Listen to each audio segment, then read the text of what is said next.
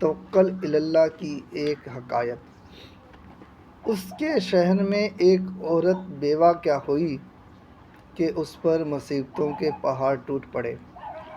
بچوں کا ساتھ اور کل جمع پونجی بھی بس 3 درہم۔ حالات سے مقابلہ کرنے کی ٹھانی اور جا کر بازار سے ان 3 درہم کا اون خرید لائی۔ کچھ چیزیں بنا کر فروخت کی تو 5 درہم وصول پائے۔ 2 درہم سے کھانا پینا خریدا اور 3 درہم کا پھر سے اون لیتی آئی۔ اسی طرح کچھ دن گزر بسر کیا۔ ایک دن بازار سے کھانا پینا اور اون لے کر گھر کو لوٹی۔ اون رکھ کر بچوں کو کھانا پینا دینے لگی کہ ایک پرندہ کہیں سے اڑتا ہوا آیا اور اون اٹھا کر لے گیا۔ عورت کے لیے اپنی کل کائنات کا یوں لٹ جانا سوہان روح تھا، مستقبل کی ہولناک، کیونکہ خونزدہ اور غم غصے سے پاگل سی ہو کر رہ گئی۔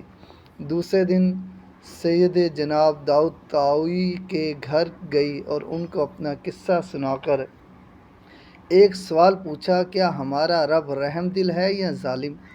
جناب داؤد طائی عورت کی درد بھری کہانی سن کر پریشانی کے عالم میں ابھی اسے تسلی دے رہے تھے کہ اتنے میں دروازے پر دستک ہوئی۔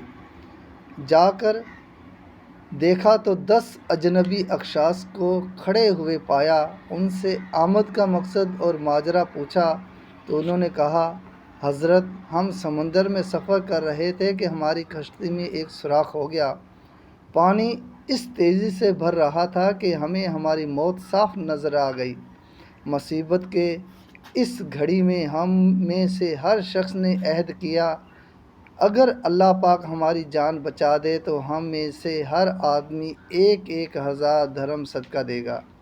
ابھی ہم یہ دعا کر ہی رہے تھے کہ ایک پرندے نے کہیں سے ہماری کشتی میں اون کا ایک گولا لا کر پھینک دیا، جسے ہم نے فوراً سوراخ میں پھنسایا، کشتی کو پانی سے خالی کیا اور سیدھے یہاں نزدیک ترین ساحل پر آ پہنچے۔ ہم کیونکہ یہاں کے لیے اجنبی تھے، اس لیے لوگوں سے کسی معتبر آدمی کا نام پوچھا تو انہوں نے ہمیں سیدھا آپ کے پاس بھیج دیا ہے۔ یہ لیجئے 10,000 درہم اور ہماری طرف سے مستحقین کو ڈھونڈ کر دے دیجئے گا۔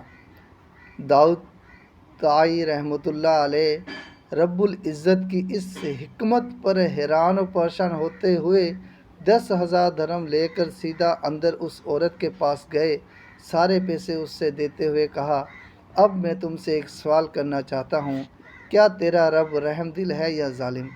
بیوہ عورت داؤد طائی رحمۃ اللہ کے چہرے کو تکتی رہ گئی۔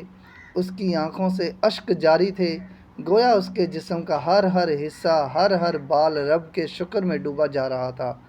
اللہ کی تدبیریں ہماری سوچ سے کہیں بہتر ہیں۔ اللہ کا شکر ادا کریں اور اس کی ذات پر مکمل بھروسہ رکھیں، وہ کسی کو تنہا نہیں چھوڑتا۔ اگر آپ بھی اللہ پر بھروسہ اور توکل رکھتے ہیں تو اللہ آپ کے لیے کافی ہے۔